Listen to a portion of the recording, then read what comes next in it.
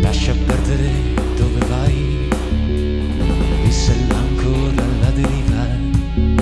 Senza di te il mio futuro è perso, nella mia vita sei parte attiva in questo oceano infinito, tra le rovine di Atlantide, a custodire il segreto, sfiorando i fianchi alle Americhe, e danzeremo fino a farci male, l'antica danza delle murene,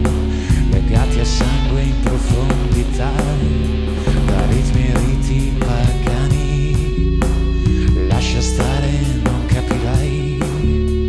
dissi all'ancora alla deriva, quanto è impagabile l'altrove, lo spazio ignoto, la libera fuga,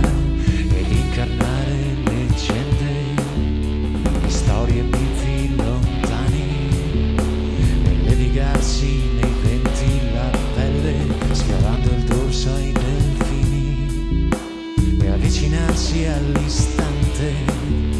in cui ogni cosa ebbe origine,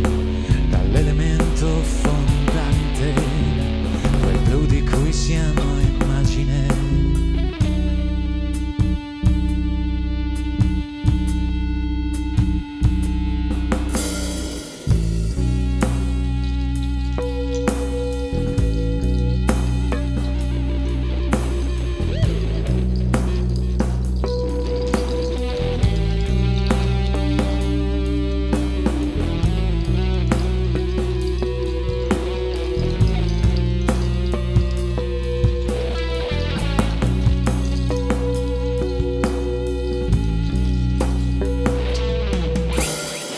Fin dalla notte dei tempi, a tirare e mollare,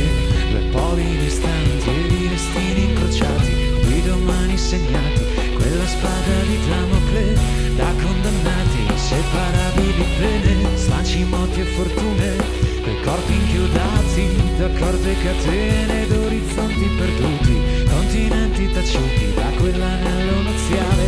e ci ha condannati a che la sorte non ci rivida. Uno spiraglio che si profila, un nuovo corso che ci sorrida, una speranza, miglior fortuna, noi siamo l'ancora